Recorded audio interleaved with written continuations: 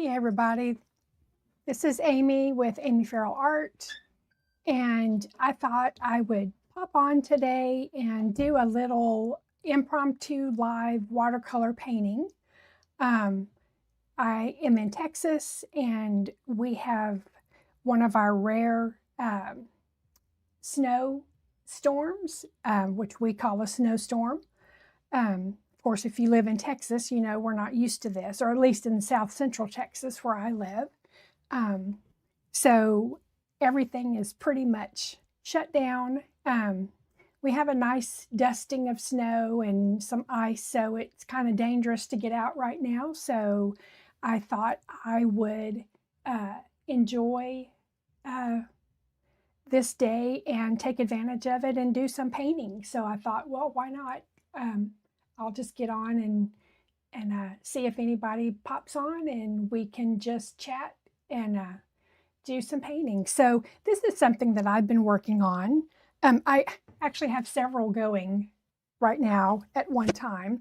This is one that I'm working on.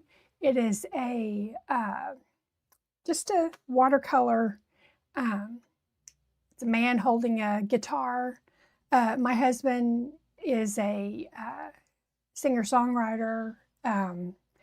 So this is kind of inspired by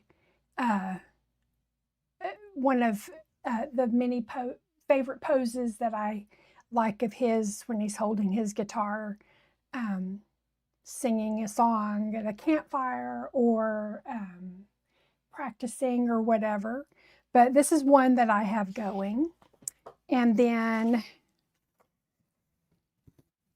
I've been trying to teach myself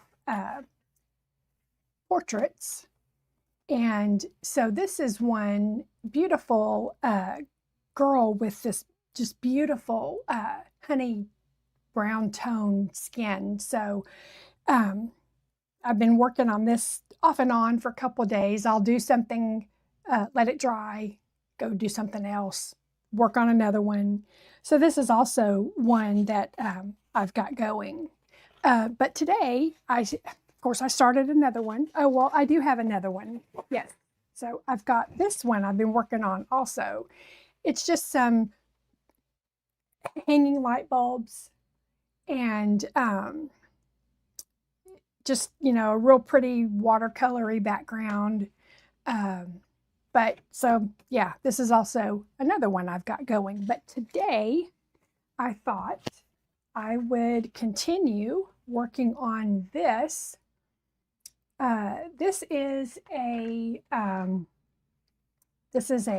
train track, and it has, you know, the railroad ties, and it's going to have a little bit of detail of some of the little parts of the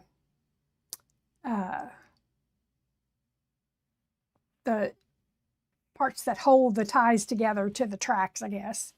And then we're going to have some sprigs of, you know, weeds growing through. We've got some rocks in here.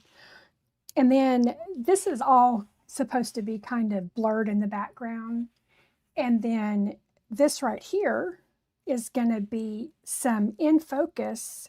I'm going to have a red poppy here and then a few other little flowers. So I thought, you know, we'll continue working on this one. So I'm just going to pull up my reference photo again. I found this reference photo on Pixabay, and it's just a free little site that you can get, you know, free photos to use. But sorry, just trying to get my screen set up here so I can see both of my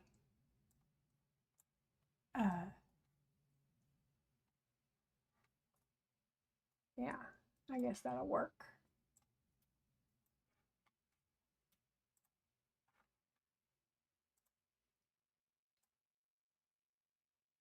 Okay. So I have already started here, and I'm trying to teach myself to do more hand sketching, learn perspectives and stuff. There's a lot of erasing involved in that, but it's fun to learn. You know, sometimes I just trace an image, but I'm trying to learn that. So this is a Canson. It is a art board. It is a watercolor board, cold press. It's a 16 by 20, and I really like these. I get them from Hobby Lobby, and it's thicker than a 300-pound watercolor paper. It's an art board. It's still kind of flexible, but it doesn't warp as much. And you also can you're able to lift really nicely. It's a little different than paper. It's not quite as absorbent. It does, but it's still, it has its benefits. And once you learn, how the paint and water reacts to it, it's really nice to work on. And I like the fact also, so this is all completely dry, but I can go in here and I can lift really nicely. So that is one thing that I kind of like. And it depends on what you're doing, if you want to be able to lift. But yeah, so it just lifts really nice. And so I really am enjoying working on this. It's a fine texture. But yeah, I really enjoy these, and they're not, like I said, they're not so thin that you have to deal with a lot of warping of the paper. But so these are just supposed to be kind of faded into the background. So I just want really soft edges. So I'm just kind of adding some water, loosening up those edges. And this is just the track with some rocks in between. And so I found a really fun way of making rock texture. And I'll show you that when I start working on the rocks in these areas. But I'm just adding a little, so I'm kind of using a limited palette. I really enjoy doing that. For one, I like the look of it. I like the look of a limited palette. I mean, I do like nice vibrant colors as well, but I really enjoy the neutral tones that I get from this palette that I use. So it's a lot of earth colors. I use burnt umber. Of course, that is very granulating. So, depending on if you want granulation or not. But I did find another brown that I like that is not granulating. And for like portraits, I found this is Holbein, and it's imidazolone. I know I'm not saying that right.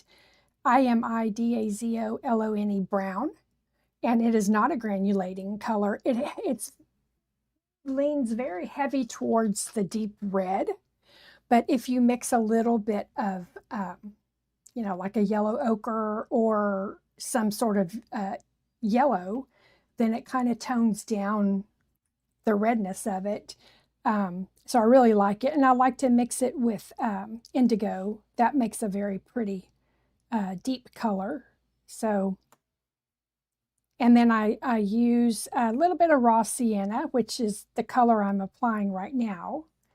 And then I've got indigo, I have little phthalo blue, some burnt sienna, and I've got a permanent rose, and then a transparent orange. So those are the colors that I'm going to be working with for this one. I'm just lifting a little more, kind of, you know, getting a little bit of a highlight.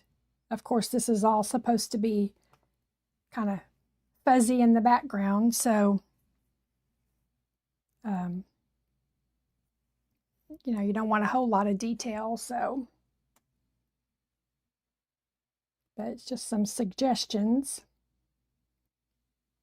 But I really like the old vintage looking. I did a train not too long ago. I've done an old car, just anything kind of old. I really like how those look, and you can have, you know, some detail mixed with some out of focus, dreamy, impressionistic, and I like the combination of those two styles. So, but just you know, lots of layering.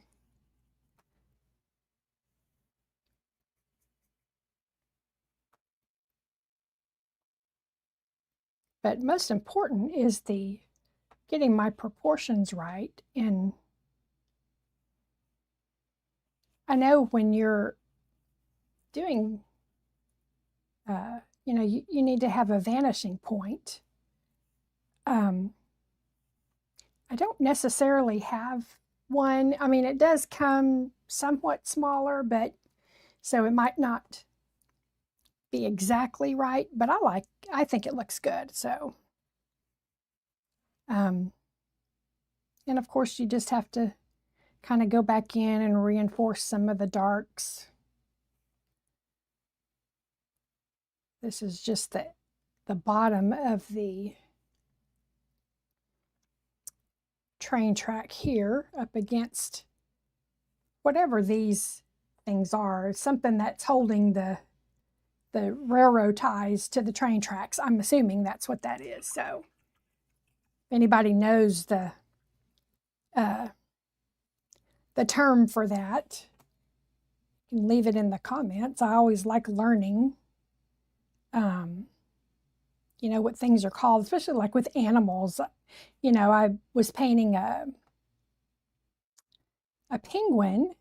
Well, I was doing a voiceover for a penguin, and that was the last video that I had uploaded a couple of days ago on my channel on YouTube. And you know, I'm not sure. Do penguins have? They don't have fur. It's not really feathers. I mean, maybe it's fur, but anyway. So I like looking up, and I usually try to look up the correct terms, but sometimes I'm not 100% sure what it's called, but it's always fun learning about all these things that, you know, probably never would have even thought twice about unless I was painting them. And, you know, then you kind of develop an interest in all things about it. So, but I think this is just an extra piece of wood these are attached to, that's attached to the railroad tie, is what I'm thinking. That's what it kind of looks like in the reference photo. At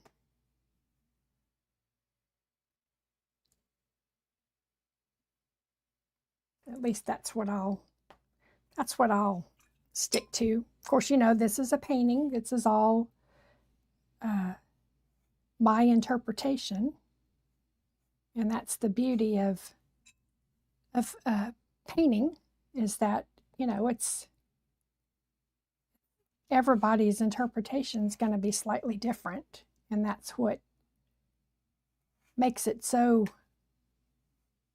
beautiful and interesting. I also hold paint parties, And that's one of the really interesting things is that, you know, it's the same picture that we're painting. And I always, you know, have a one that I've already painted, and, you know, everybody can go by that. And, but every one of them will be different. So that's, you know, it's the beauty of, you know, us all being individuals is that none of us see things exactly the same. And I think that's something, you know, we have to remember, and not assume that, you know, somebody's gonna know what I'm talking about, what I mean, or whatever, because we're all so different. But so Share this on your homepage.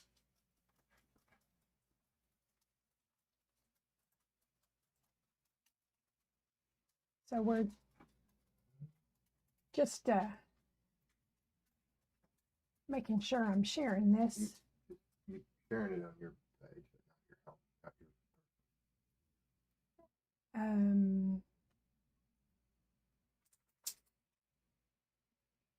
just don't worry about it. Okay. You got Yeah. So where's your phone?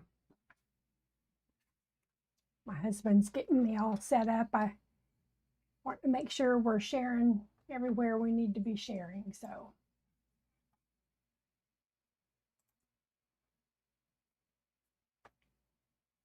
but so anyway, it's, you know, so this is all just kind of, you know, you put some, layer some colors, go back and lift some, you know, just look and see what your tone is. Do you need to add something? Does it need to be more yellow? Does it need to be, but the beauty of this art board is that it, you know, it really is easy to lift, because I think it just kind of sits on the top. But once it's dry, it, you know, it'll be there. So of course you'll want to seal it.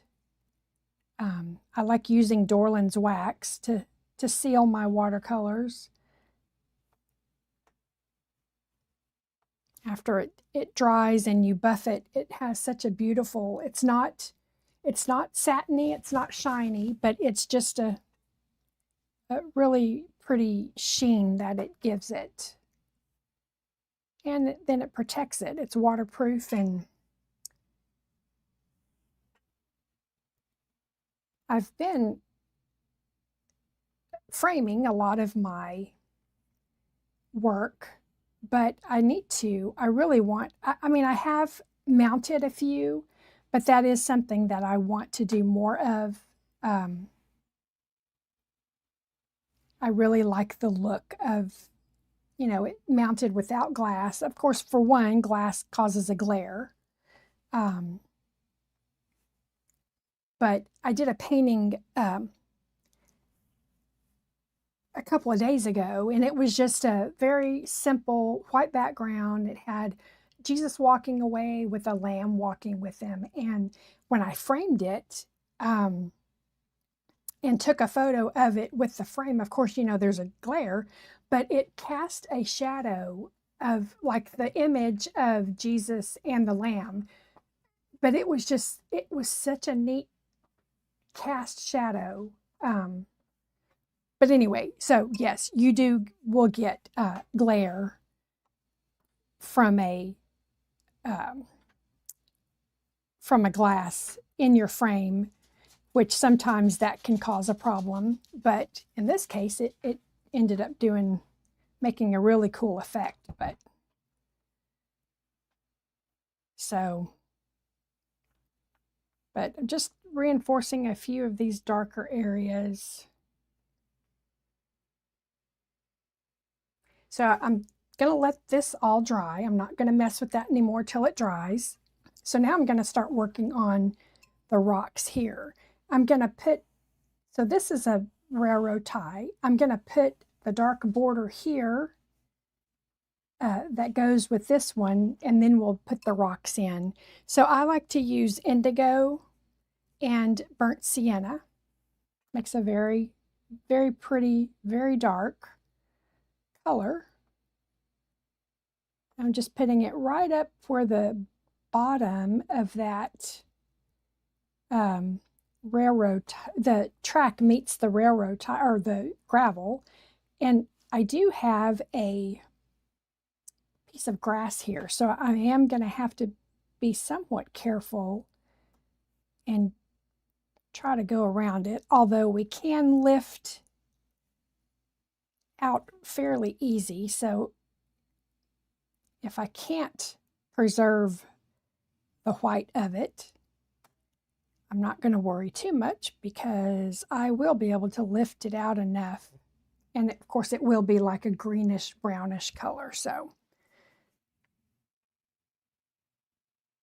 I don't ever really stress that much. I'm not a traditional watercolorist. I do use white occasionally. I will,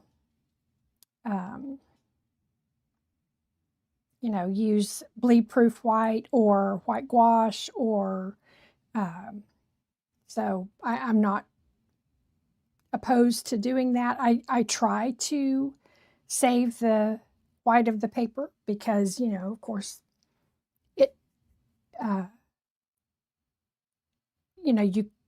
you can use the other things, but it's not going to look exactly like it would be if you preserve the white. So I do try to do that, but I don't stress a lot about if I don't get it preserved. So this is just now a mixture of that same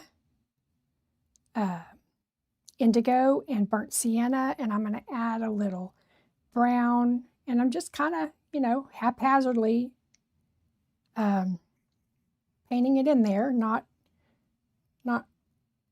I'm not pre-wetting. I am just using a very damp brush and just kind of mixing some of those colors.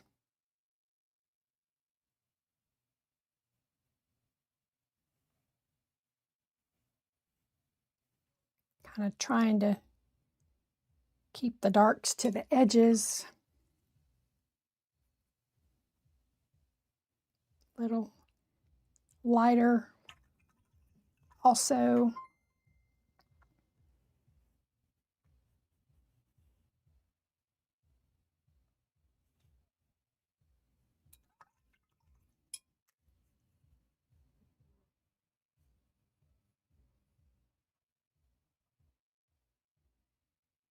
And we can't forget that painting is supposed to be enjoyable and fun.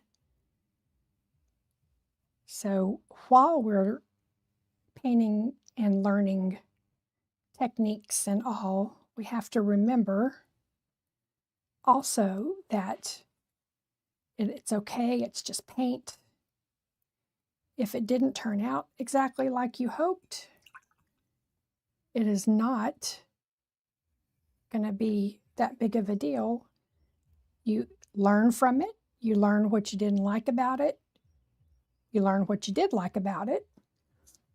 And then you apply both of those to the next painting.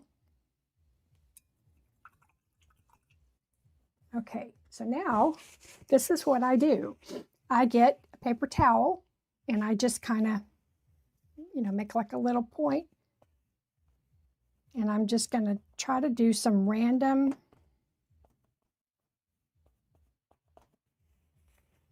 and then I use a clean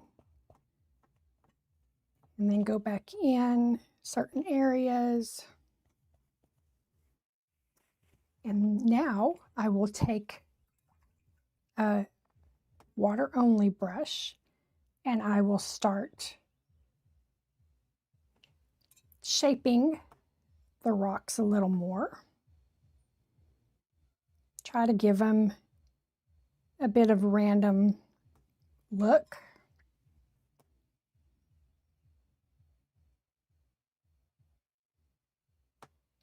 Don't want to scrub all of the color out, but you want the tops always tend to be a little bit lighter because that's what it's going to catch the most sun. But that is how I like to make rocks, and I think it makes a pretty good looking rock. You still get very varied tones because we applied different colors in there. And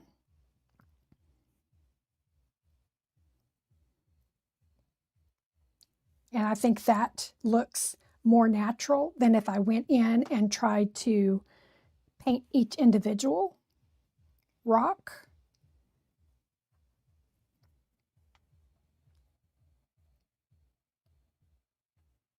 And it's fairly easy. It doesn't really take that long. Of course, then you can let it dry, and then you can go back and add in certain areas. If it needs some more definition, separate a couple, make it darker.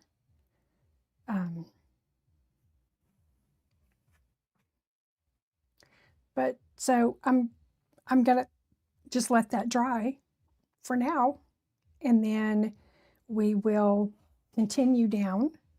Of course, like I said, we'll go back and we'll add some things to it. This one is pretty dry. I'm just gonna make a few more highlighted areas, just scrub out a little more on a few. Kind of make it look like it's overlapping or coming right up to the railroad tie there.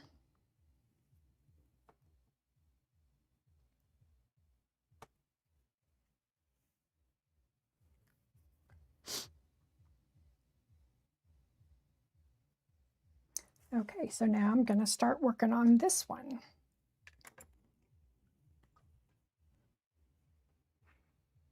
So, like I said, I'm going to try to go around these pieces of weed that I have drawn in here, but I'm not too worried about if I'm going to have to go in and scrub a little out because it's super easy on this artboard. And this is going to be a red poppy, so I thought what drew me to this photo was, you know, everything is pretty neutral in color, but then you have this beautiful red poppy, and then some of, I've got a little, but that's okay, I can lift it out. I've got some like white little daisy looking flowers in here, and I'm got this on my sleeve, so I have to watch because I keep putting my sleeve in paint. The one thing I do notice about this artboard is that yes, you can lift and all, and it lifts really nicely, but if you lift too much and kind of start overworking, it gets a very rough texture. So it is you can lift and all, but you have to be careful not to overwork it because then it just creates a really rough texture. But I'm not sure once you get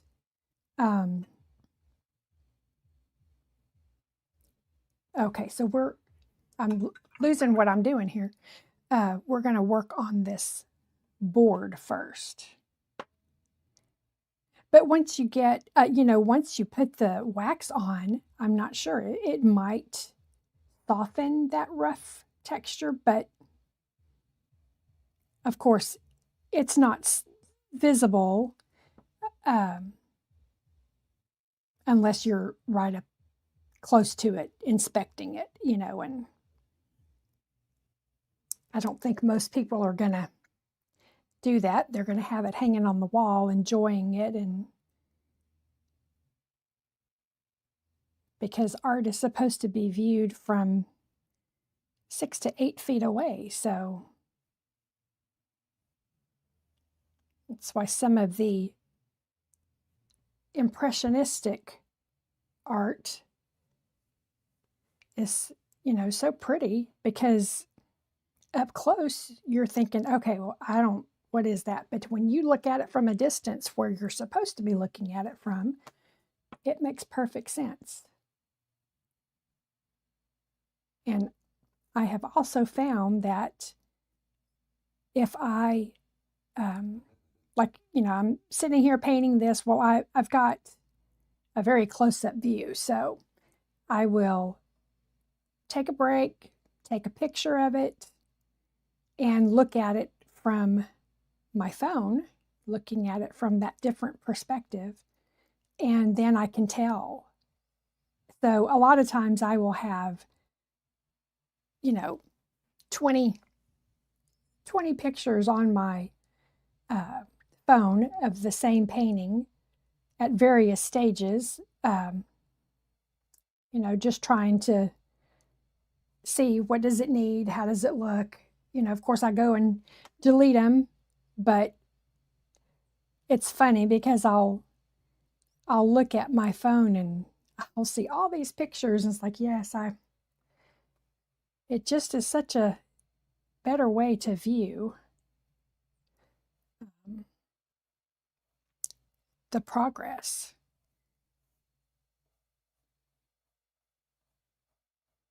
So just getting this railroad tie down. Let me see if we have any.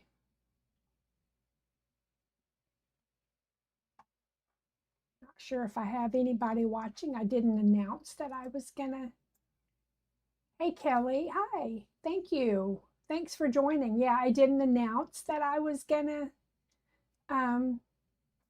be on. I just thought, I'm gonna get on, and if anybody joins, that's cool. If not, I will just upload it to YouTube, and well, I'm on live on YouTube as well, but I thought, people can watch it. It'll be there. But I thought, what better way to spend a cold day when you can't do anything, you can't go anywhere, everything's pretty much shut down.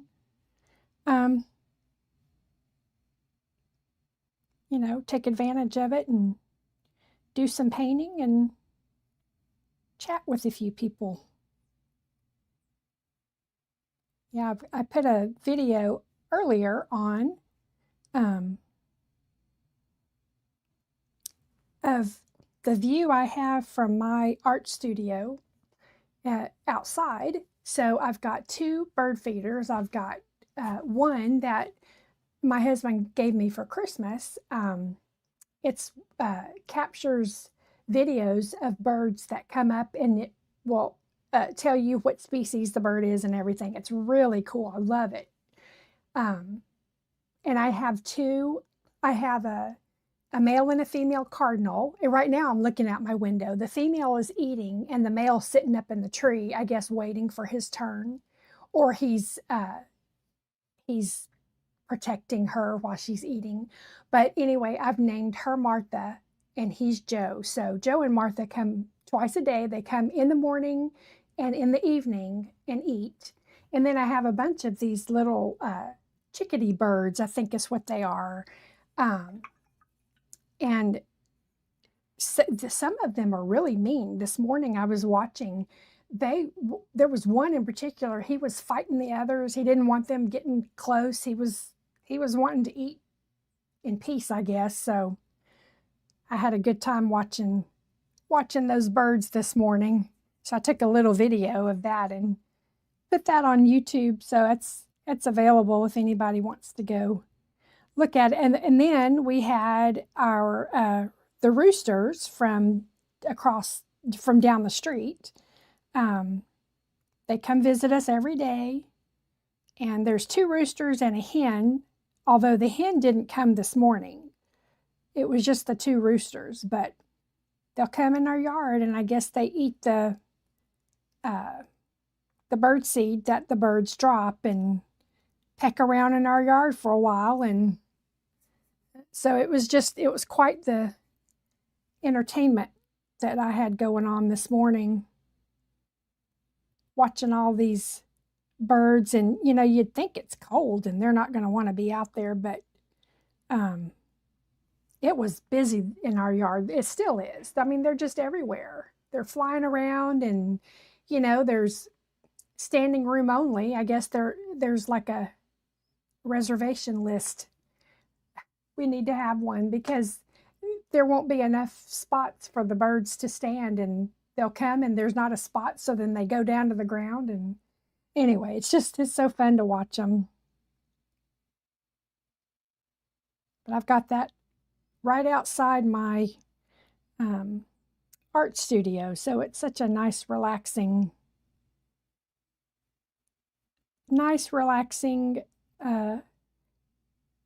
entertainment while I'm painting.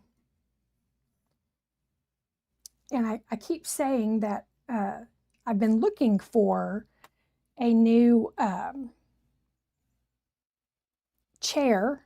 So I paint, since I'm doing watercolors mostly here lately, I'm painting at my desk. I have an art desk that my son and daughter and my daughter's boyfriend and my son's wife that had all bought me for Christmas a couple years ago. So since I've been doing watercolors, that's what I've been using. And anyway, so it's like a, drafting height art desk. So I need a higher chair, but I've been looking at getting one of those. They're called cross-legged chairs, which you can sit in them with your legs crossed. I don't know if anybody's seen those. But so that way my puppies can sit up here with me while I'm painting, because they're laying behind me right now on the floor, but that way they can be up here with me and watch the birds and probably bark and all. And so I could see how that would go. It would be fun for a while, but then it would be like, okay, you got to get down, because they would want to constantly bark at the birds and the roosters. But anyway, I've been looking for one of those chairs. They look like they would be comfy, and plus it would be a wide enough one that my dogs could sit up there with me if they wanted. So just working on this next area around where the rocks are going to be, putting some of the darks in.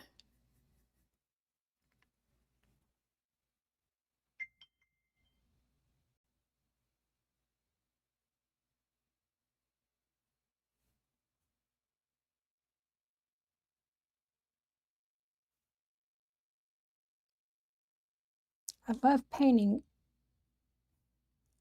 all kinds of styles, but I do enjoy a detailed painting. And this one is going to have a mixture of both. It's going to have some really nice details. Like this will be a close-up of, they're like bolts and stuff that holds the track onto the tie, is what I'm thinking. So the ones back here are just out of focus and not real detailed, but these up here are going to be more detailed, and that's going to be interesting and fun to make sure I get, the blurred background and then the close-up. So I like a challenge.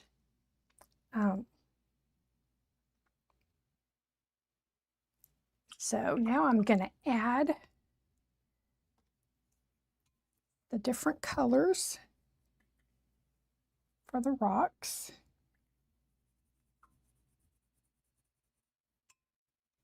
So I'm just using some indigo and burnt sienna, and then some brown. Still gotta trying to be careful around those weeds. Weeds are always a problem, aren't they? All the way around. But really, it's not on this artboard. Like I said, it lifts so nice. But you know, you just have to be careful not to overlift, over scrub.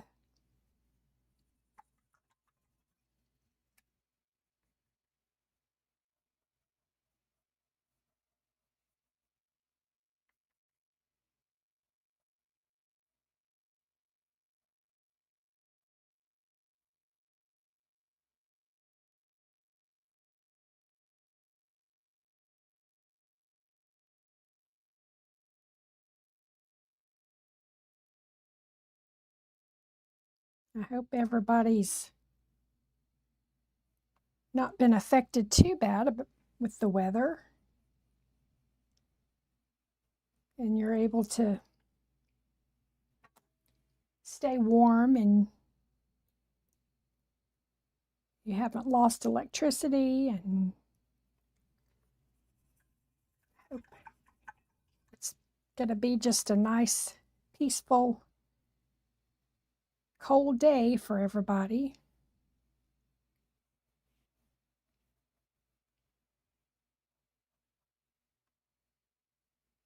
It's very beautiful with the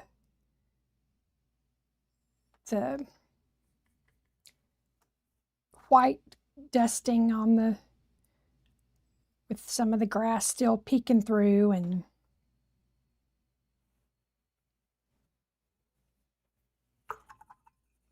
all right, I'm going to get my paper towel.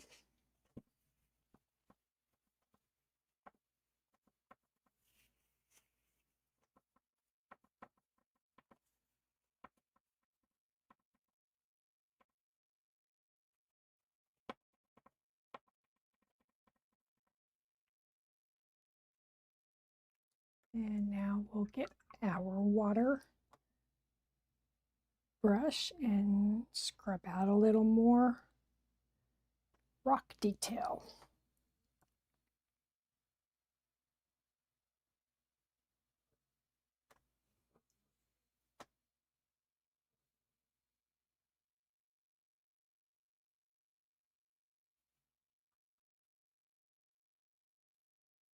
One of my puppies is snoring in the background. I don't know if y'all could hear that.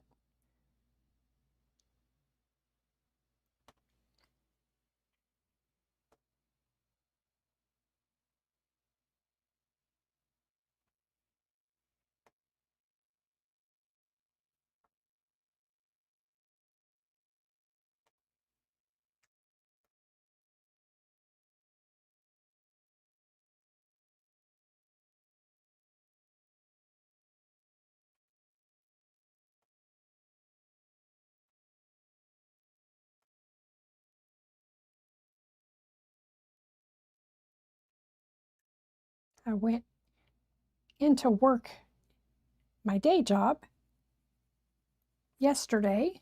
I normally don't work weekends, but I work in a hospital and a pathology lab as a histotech. I have been doing that since 1987, so a long time. And I love it. I've learned a lot. I still learn things all the time. But if I could,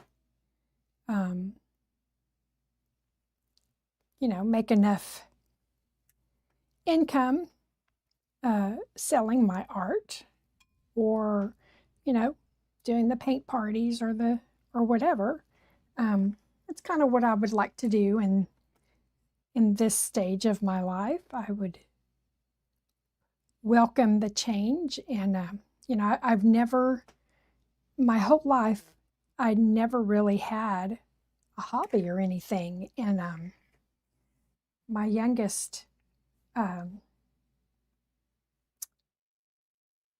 graduated high school last year in May. And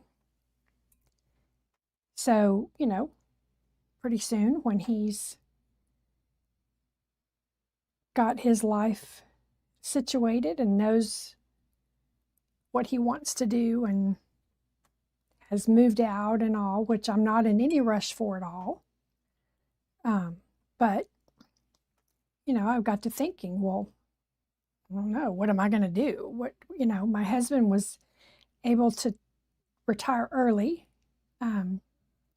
from his job. And so he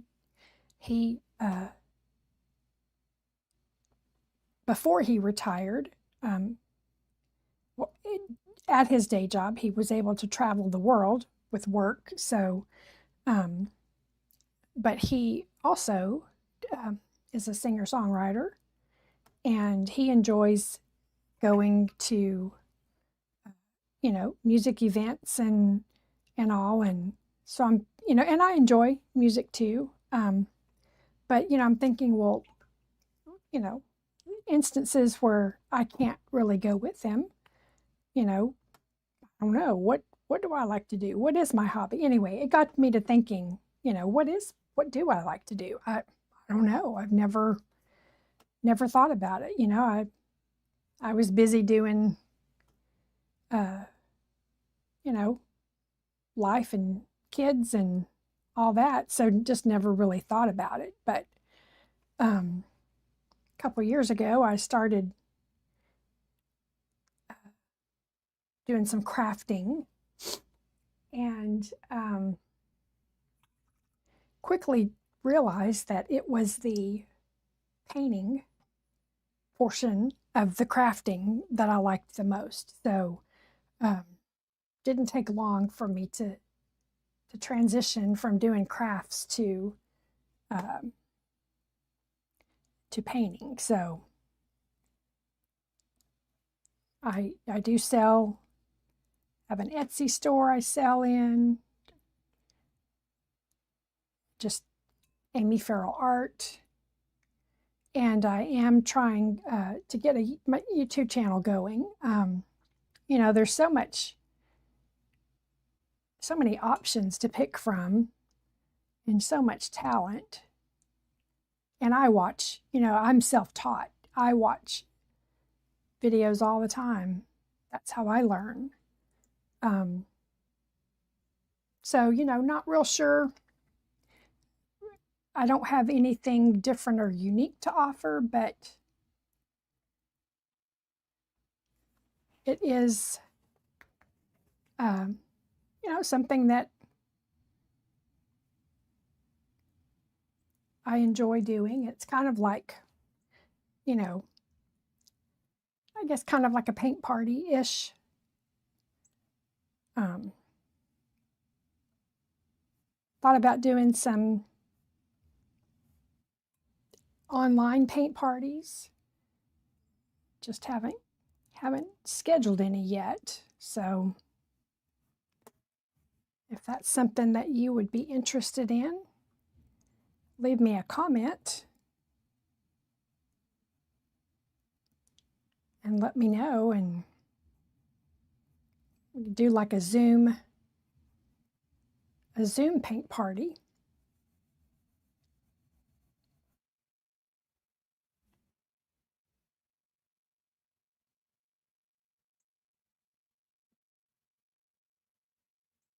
Oh, hey, Becca. Hey, Kelly, yes. Yeah, I was like, I don't know. I'd never thought about it, but thank you, Becca. Yeah, I really enjoy learning different things, and I think one of my biggest things is I like the challenge. So I don't always strive for a photorealistic. Oh, the female cardinal just came up and was wanting to get in my window. Anyway, I don't always shoot for photorealistic, but I do like a challenge of, can I make it look, how good can I make it look? How close can I make it? Can I make it resemble what it's supposed to resemble? So I do like that challenge.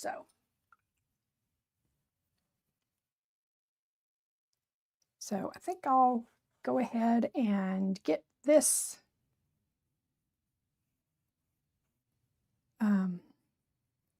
railroad tie. Get the first layer of paint on it.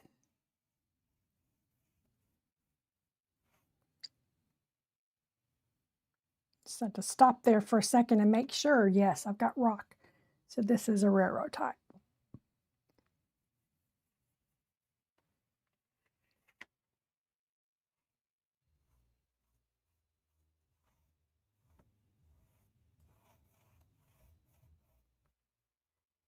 Of course, this is the one that's got the sprigs of the grass or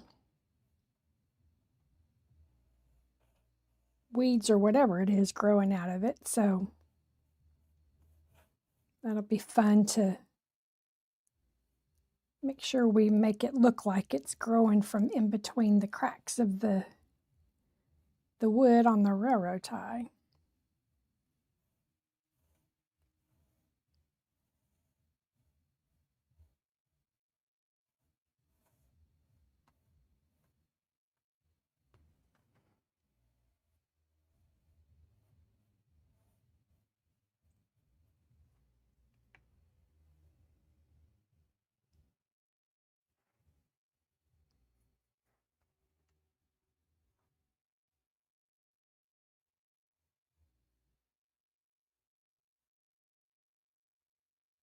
And normally I'm just going to go right on over that, and then I'll remove with a clean wet brush. That'll be the easiest.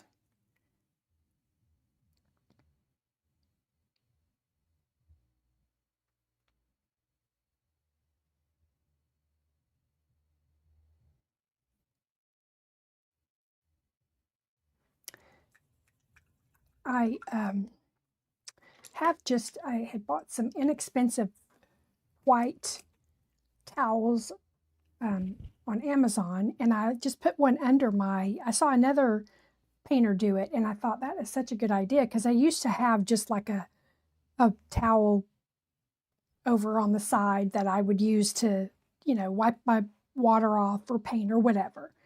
But this painter said that he puts just the towel under there, puts his painting on top of it, and that way he doesn't have to have the other, and he can just, wipe off right there. And yeah, it's been working really nice. So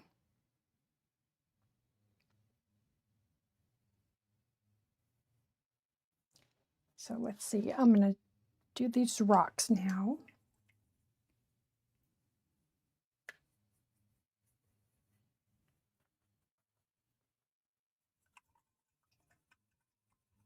Just rinsing my brush. When you hear that sound in the background, I'm just rinsing my brush off in the water.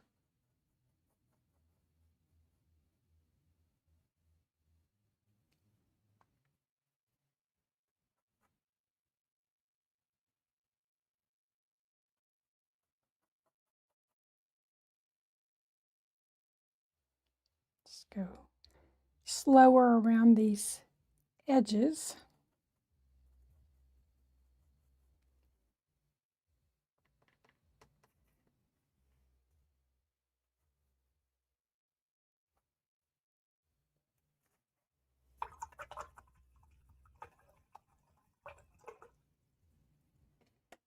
And get my little paper towel. Get my little rock creator.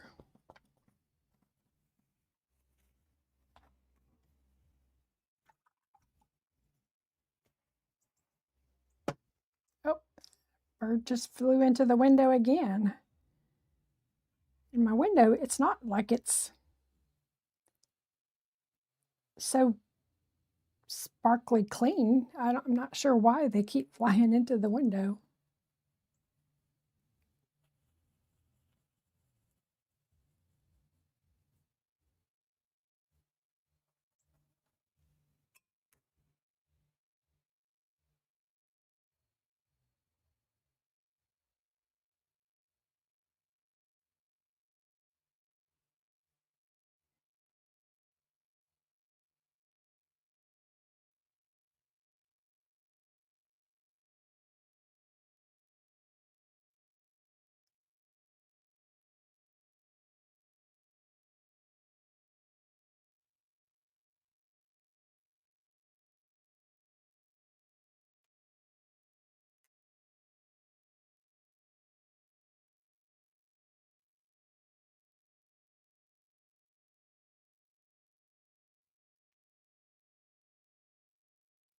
Just going to leave that, let that sit there for a bit.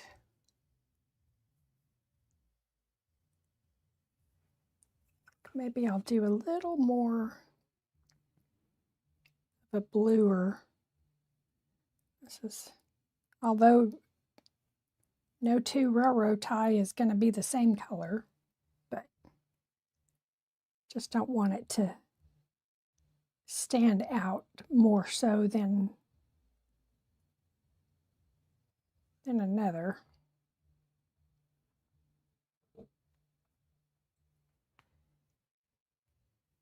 That kind of tones it down a little.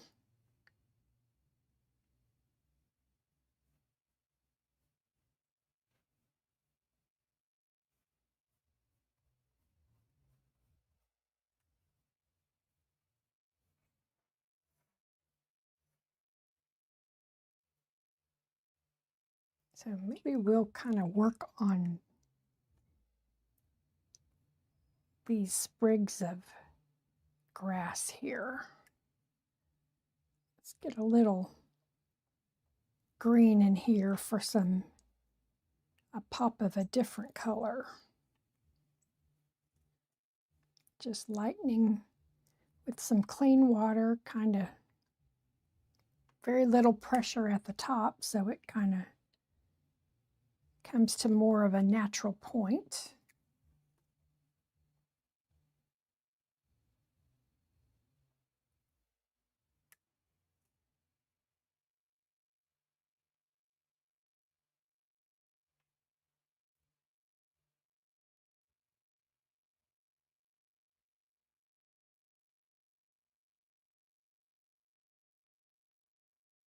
It just, like I said, lifts so nicely. It's very light pressure.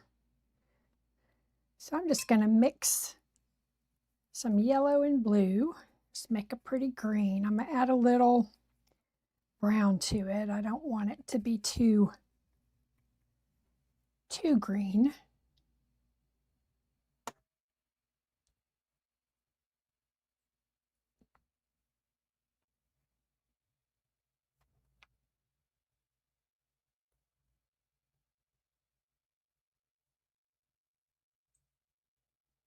It's a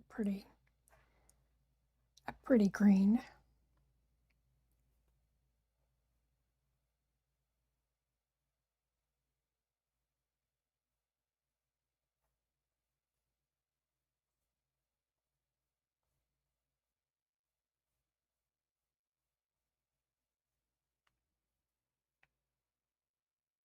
Then we'll do a little deeper color at the base of it to make it look like there was a crack there that it was coming up through. A split in the wood.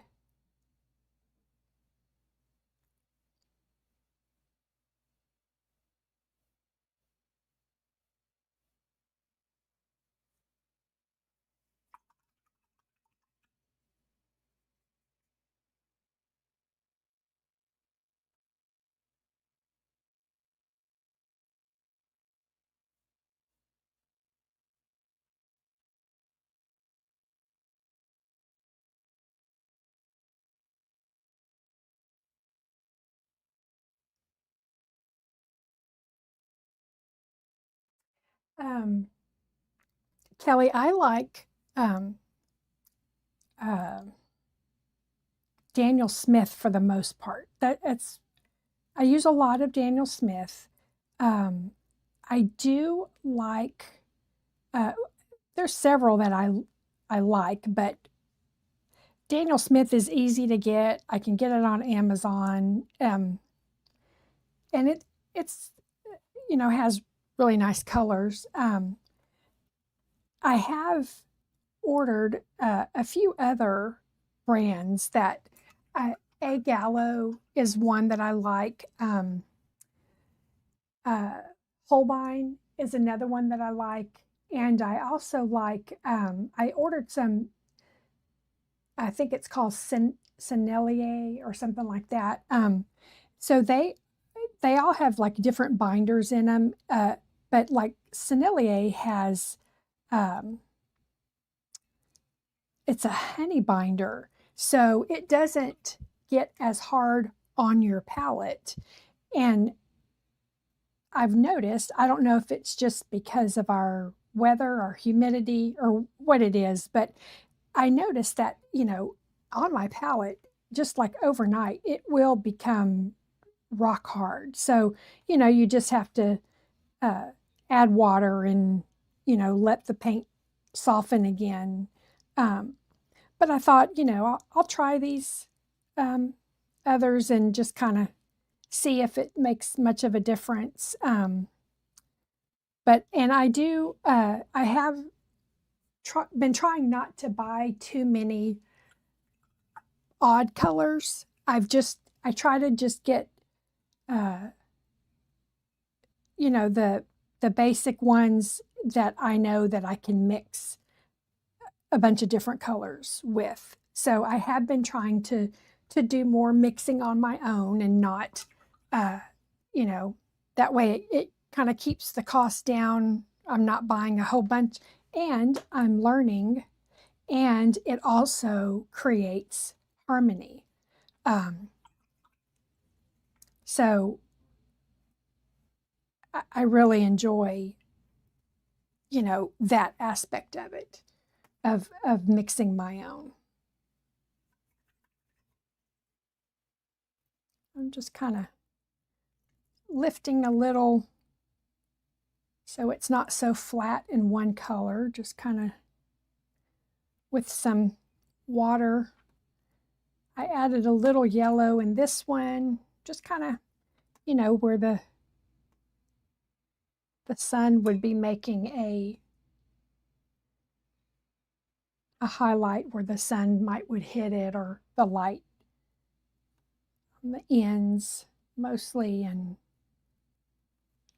just kind of makes it not look so flat. Looks more three-dimensional. And I think adds to the realistic look of it.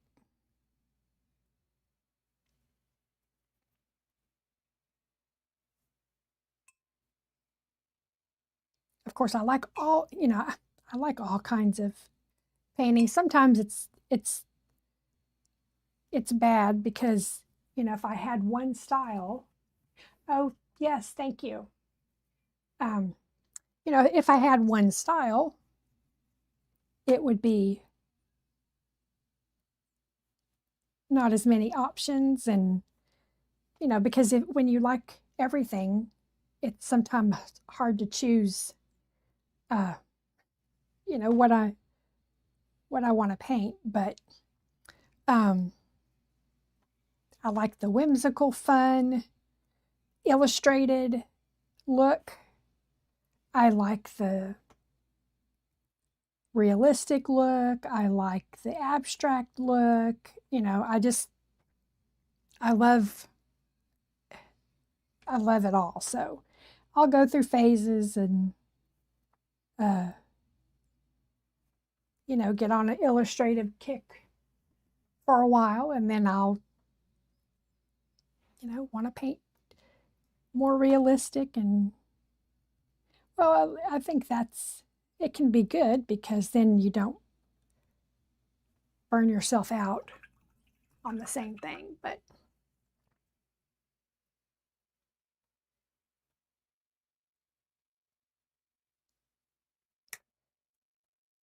Really, it's just paint what makes you happy.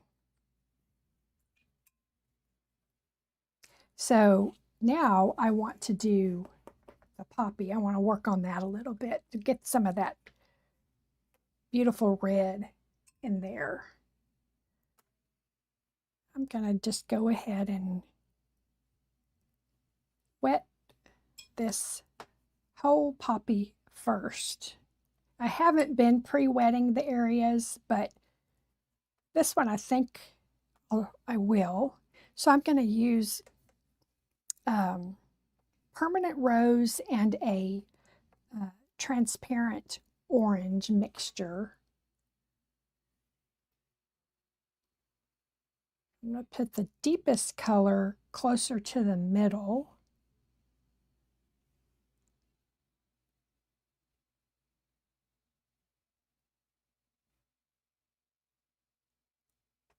I'm going to rinse my brush. And now I'm just going to kind of add some water, pull some of that color down to the edges.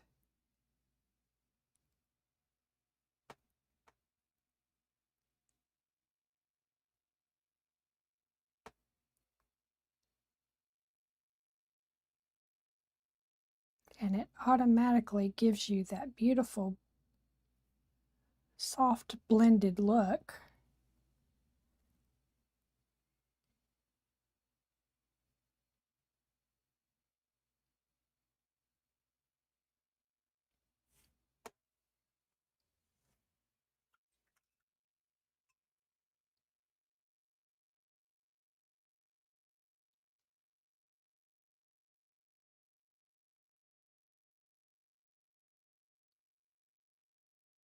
I'm going to use some burnt sienna.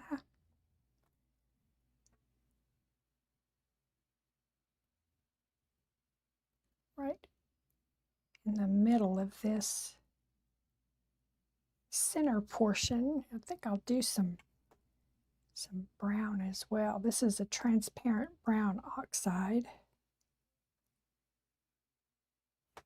Just so we can kind of get the contrast of where it's the center is meeting that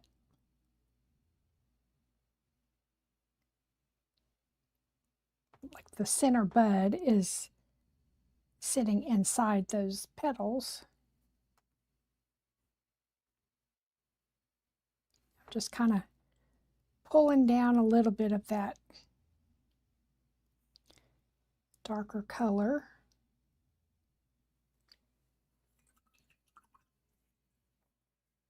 And now I'm gonna lift just a little right around the border of that middle little bud. And then right towards the back so we can see that that is a bud sitting there in the middle.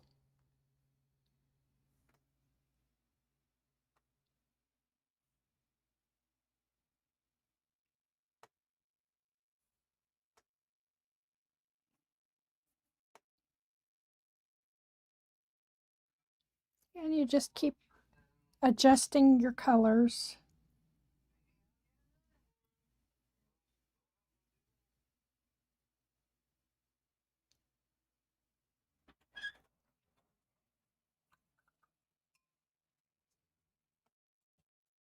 Add a little highlighted areas.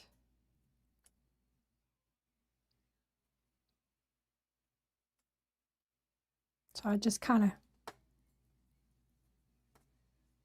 remove a little and then wipe that off on my towel so I don't redeposit it.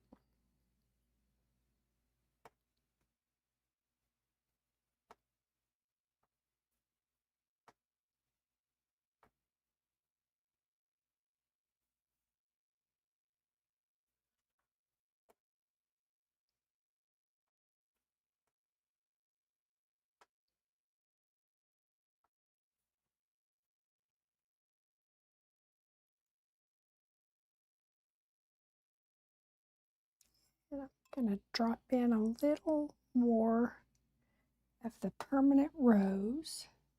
Just going to kind of touch it in a few areas that I would like the color to just be a little deeper. But I don't want to disturb too much. And it is still really wet, so just tapping it in and letting the water carry it.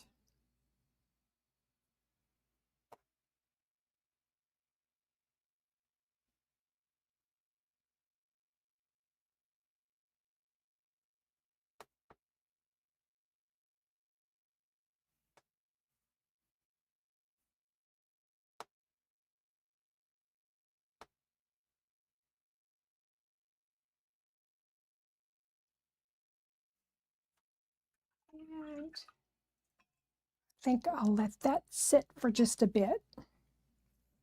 And then I'll start working on the stem. It's just that green that I mixed earlier. So this is going to be in focus. And all the grass and all this is all going to be in focus. So I probably should not do any of this yet. I think I need to get this done first. That would probably be the smarter thing to do. I don't always do what the smarter thing to do is, but I usually think about it after the fact. But I actually thought about it before, so let's get at least base color in before I do. And I don't, yeah, so I'm probably going to need to let that dry. I don't want to mess that up. And I'll probably just go ahead and go right over my sketch of my stems and flowers and all that good stuff, because I can just remove that with a clean water brush very easily.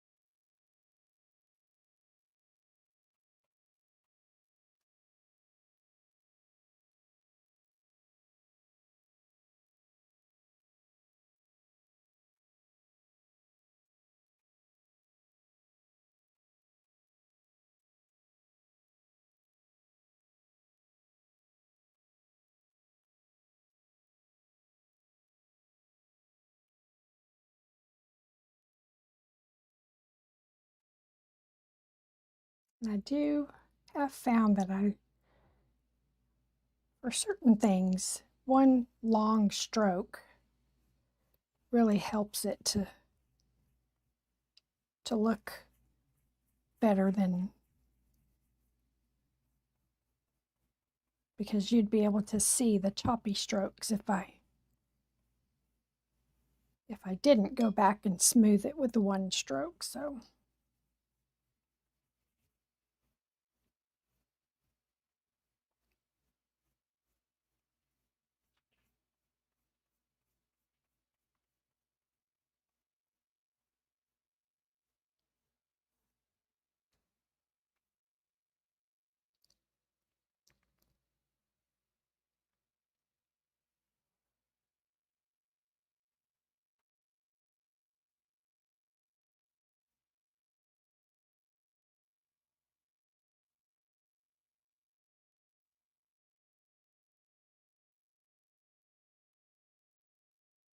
using the different colors to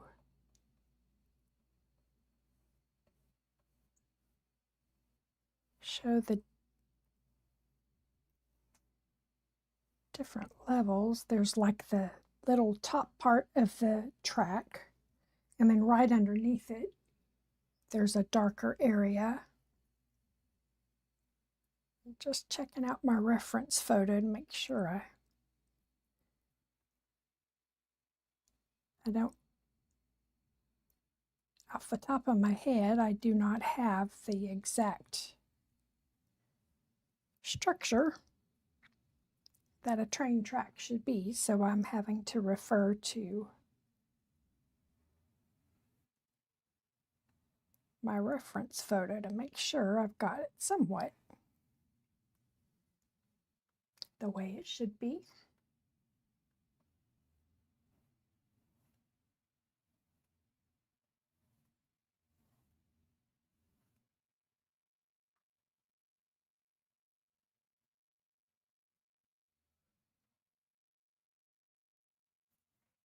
And I'm going to go ahead and lift out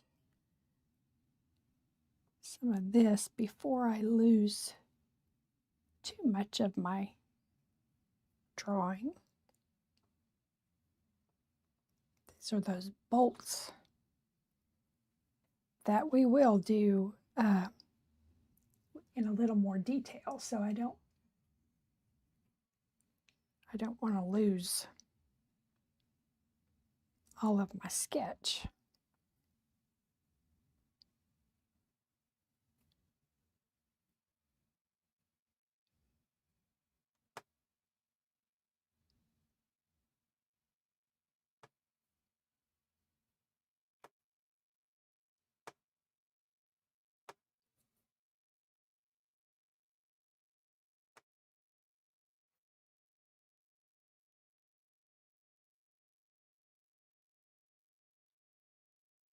And I like a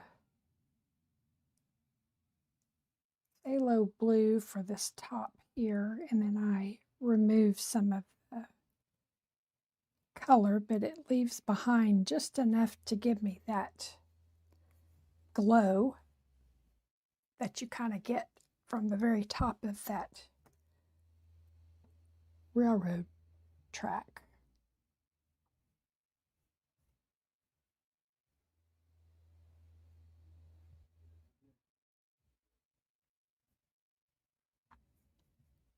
Add a little more to this side.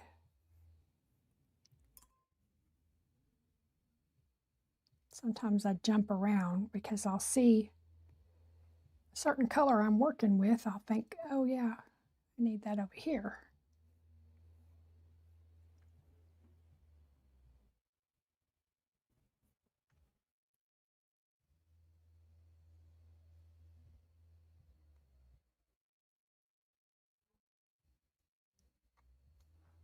Alrighty.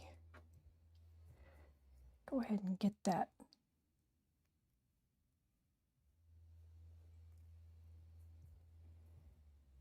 all the way across so I know where the top of my track is. Kind of help me see where things should be.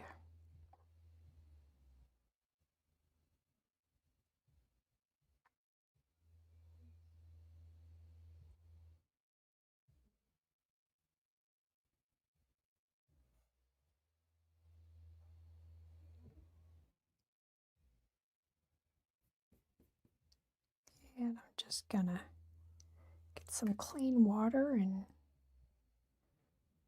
remove some of that.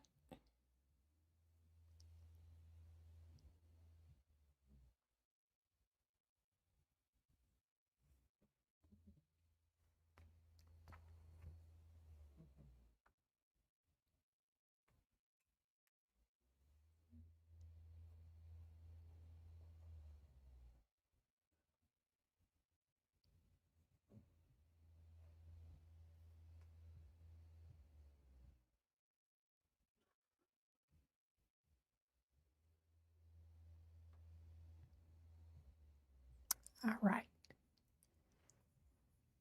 Now I should use a smaller brush because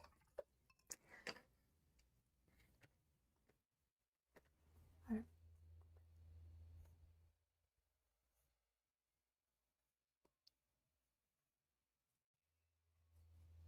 a smaller area here.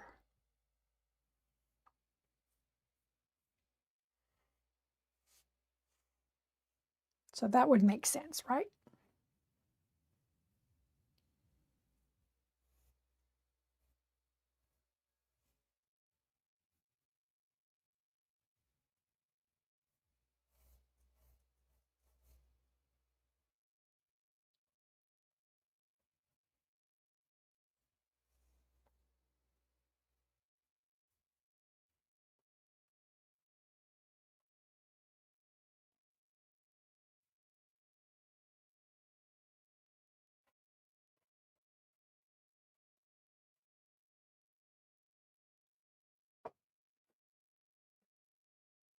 Might end up having to just go ahead and paint over that and just redoing the stem because it's not going to look very cohesive if I don't.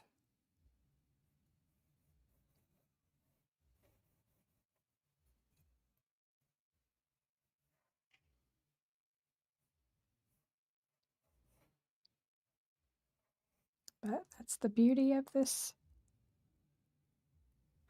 artboard. It's not a problem to lift it, as long as you don't overdo it.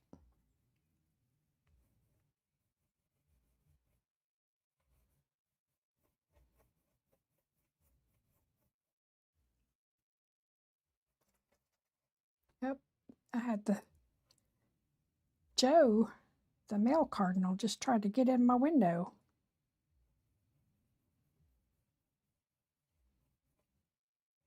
It's so weird because I know my windows are not that clean. I mean, they've had, there's a flower bed right in front of it, so there's dirt and stuff from that flower bed, and we've got trees in our yard that always make sure we have a beautiful leaf-covered yard year-round. So there's plenty of debris and stuff that makes it up onto my window. So I'm not real sure what unless they're just wanting to come and visit. Maybe that's what it is.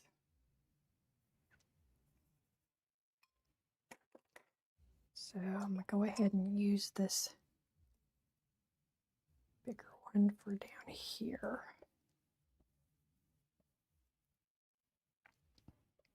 Luckily, all these colors are transparent, so I can see my sketch still, as long as I don't go too dark.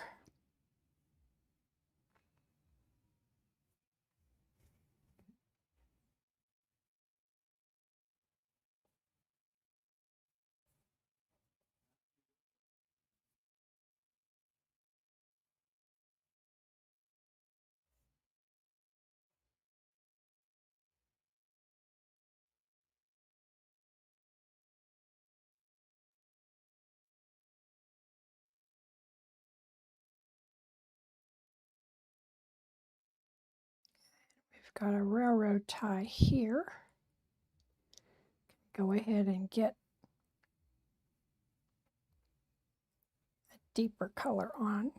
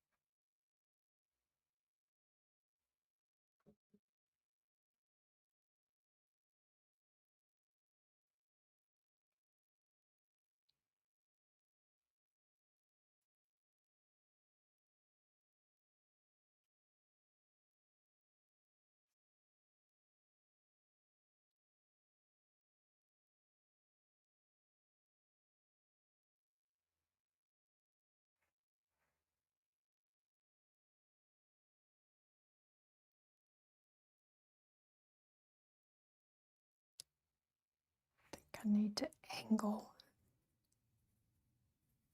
I think I need to angle this a little bit more. That looks a tad bit off. Because if I go by that,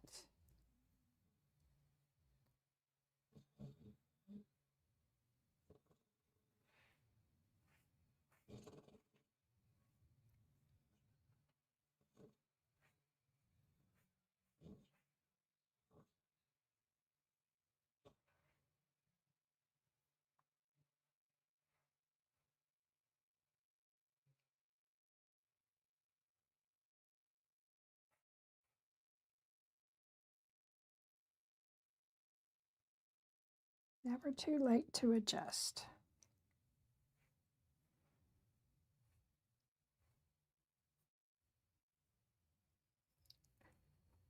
I think that looks a little better.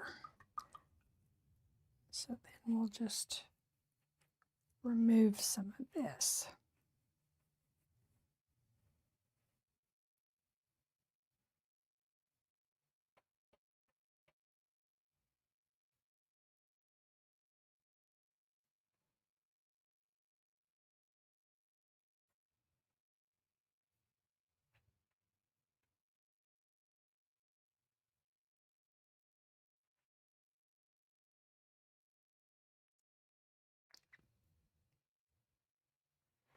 I think I'll come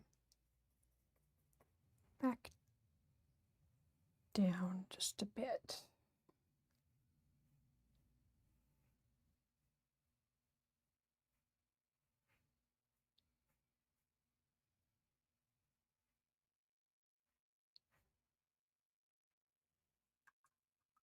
Yeah, I think that looks better.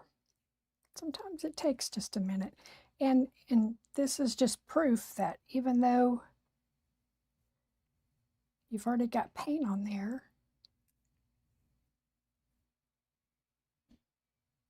and you notice something wrong, you can still try to fix it. It's not always something that needs to be thrown away. So just keep working at it and don't get discouraged too quickly.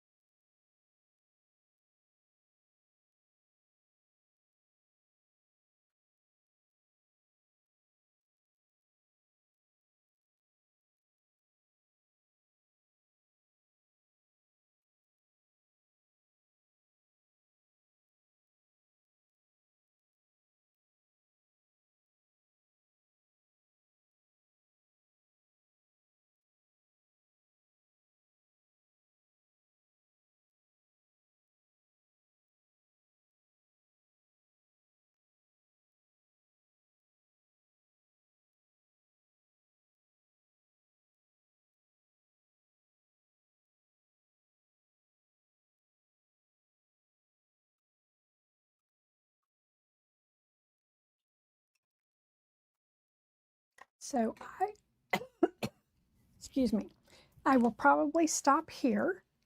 I don't want to bore everybody too much, but I am going to finish this up. Just do these bolt areas and then more of the greenery, which I'll probably use that green combination.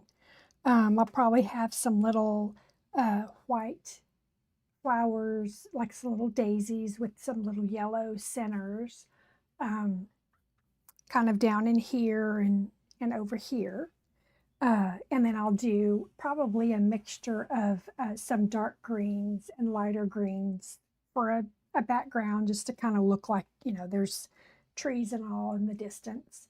And then I'll post a picture when I'm done. But anyway, thanks so much for hanging out with me. If you catch this on a replay, if you'll just give me a comment, tell me that you caught it on a replay. It will be a Facebook live. Well, it would be on Facebook, and it will be on my YouTube channel, which is AmyFerrellArt. It's free to subscribe to my YouTube channel if you haven't subscribed already. I would love it if you would. Help me grow that channel. Learn, what everybody likes. If you have any suggestions about what kind of content you would like, if you liked this, if it wasn't too boring, give me a comment. Let me know. Give me a thumbs up. All that good stuff. But thanks for spending some time with me on this cold January Sunday in Texas.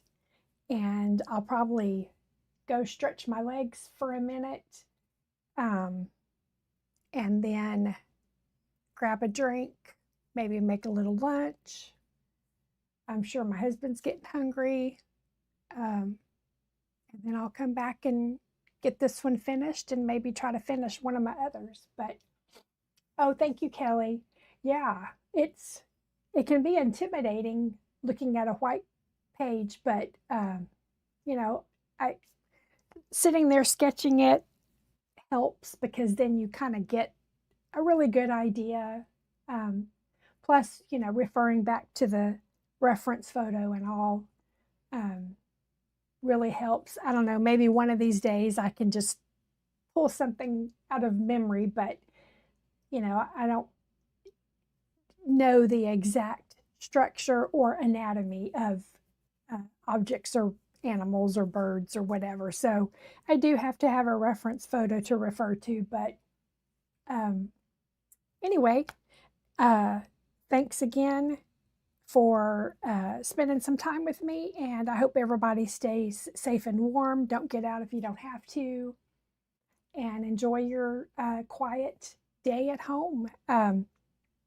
Eat something good, do something you like, and just take care, and we will see y'all next time. Alrighty, bye-bye.